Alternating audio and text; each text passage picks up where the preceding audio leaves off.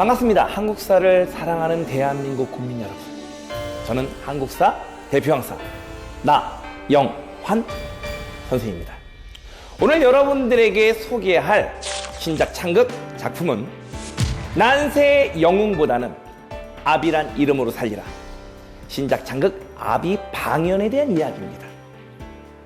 어떤 작품을 이해하기 위해서는 그 작품의 시대적 배경을 제대로 이해한다면 그 작품을 더욱더 쉽고 더욱더 흥미진진하게 이해할 수 있는 것입니다. 우리 조선 왕조는 총 몇 명의 왕으로 구성되어 있습니까? 27명의 왕입니다. 알고 있으세요 다? 태조, 이성계, 2대 정종, 3대 태종, 4대 세종. 그래서 쭉 가셔서 바로 25대 철종, 26대 고종, 27대 순종으로 이루어져 있습니다. 오늘 아비 방연이란 작품의 바로 시대적 배경은 6대 단종과 7대 세조를 배경으로 하고 있습니다.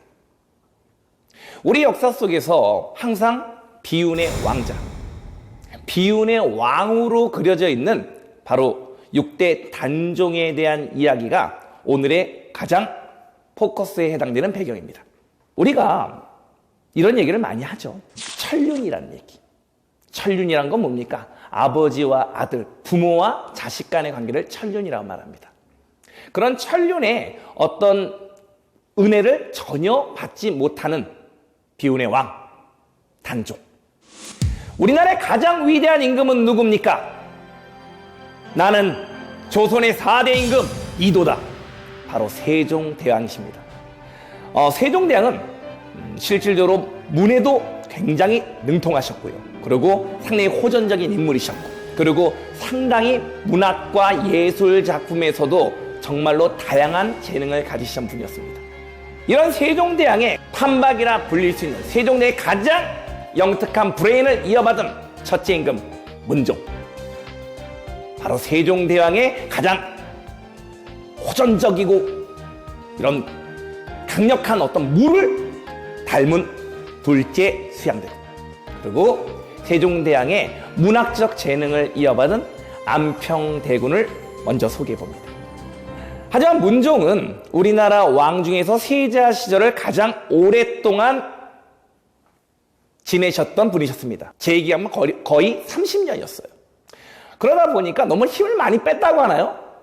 아마 세자 시절에 많은 힘을 뺐던 나머지 왕위에 오른 지 불과 몇 년 만에 결국 승하하시게 됩니다.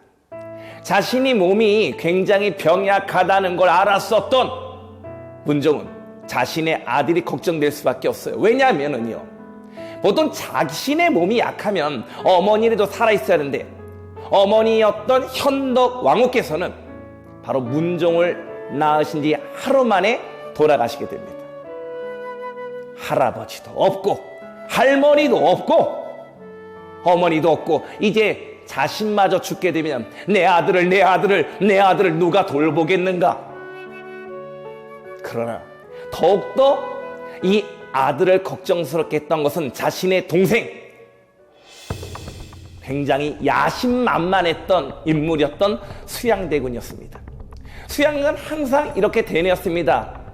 형보다 내가 더욱더 왕을 잘할 수 있는데 내가 둘째로 태어났다는 이유 때문에 난 이렇게 지내야 된다니, 이런 생각을 가지고 있었던 분이 바로 수양이었습니다.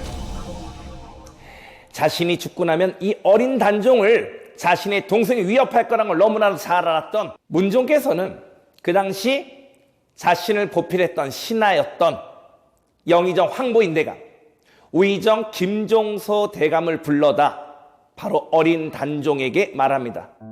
내가 몸이 쇠약하니 내 아들을 잘 부탁하오. 아들아, 이분들께 절을 올려라. 이제 아버지가 없는 세상이다. 이분들이 바로 너의 아버지다. 이 말을 남기시고 드디어 승하를 하십니다. 어린 단종 12살의 나이에 왕위에 오르게 됩니다. 지금으로 말하면 초등학교 5학년? 뭘 할 수 있겠습니까? 초등학교 5학년이. 이제 김종서 대감과 황보인 대감을 믿고 신하들에 의한 신권 정치가 열리게 됩니다. 수양의 입장에서는 어떻게 봤을까요? 김종서 대감과 황보인 대감이 어린 왕을 능멸하고 어린 왕을 중심으로 결국 신하들이 모든 권력을 잡아가는 이 상황을 수양은 좌시할 수가 없는 것입니다. 김종서 대감과 황보인 대감을 내몰고 바로 이 나라의 종묘사직을 바로 세우리라. 1453년 개유정난, 개유년에 난을 정벌했다. 김종서 대감과 황보인 대감을 제거하고 이제 권력을 잡는 수양대군이 등장을 하게 됩니다. 어린 단종이 얼마나 무서웠을까요? 하지만 어린 단종이 할 수 있었던 일은 바로 수양대군의 역무를 밝힐 수 있었겠습니까?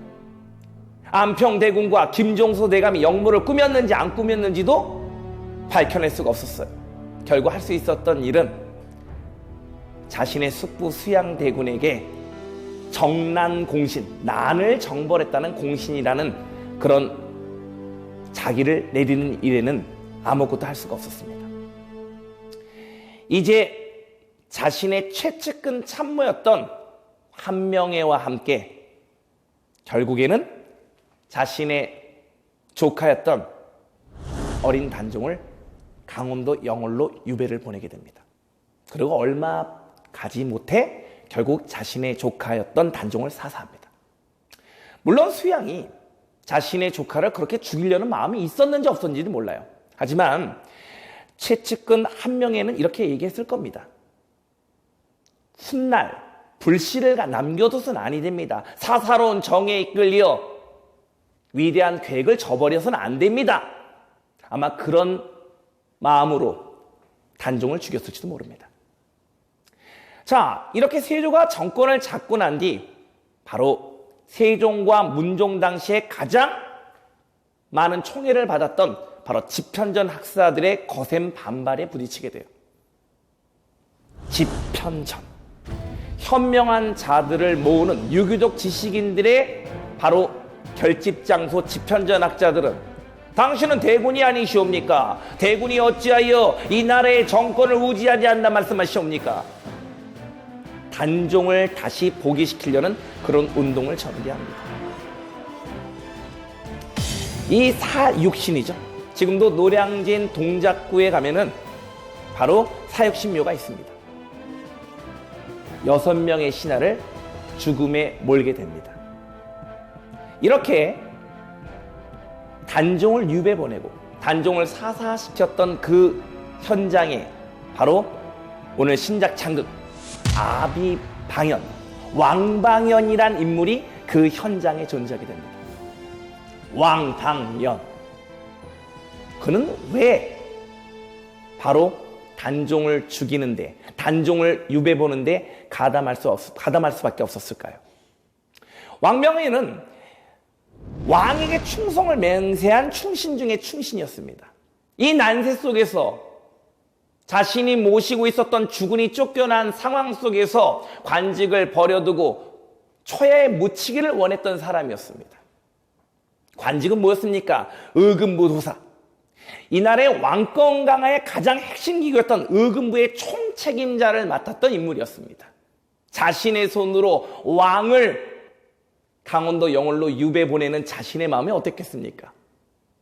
그 마음을 왕방연의 시에는 또 잘 나타나 있습니다. 천만리 머나먼 길, 고운님 보내는 가을 이방, 내 마음 붙일 곳이 없어라.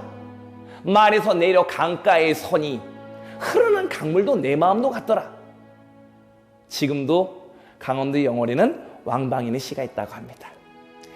역사적 인물 속에서 수양대군이 단종을 몰아낼 수밖에 없는 이 역사적 사실, 그는 정말로 나라를 위한 구국의 결단이었는지 아니면 자신의 사사로운 마음이었는지, 그리고 왕방연이라는 인물은 정말로 자신의 주군을 배신하면서까지 한명회와 수양대군에게 충성을 맹세하며 설 수밖에 없는 그의 가족에 대한 사랑과 그렇게 할 수밖에 없는 그 마음 속에서의 어떤 갈등을 이 작품에서 잘 확인해 보길 바랍니다.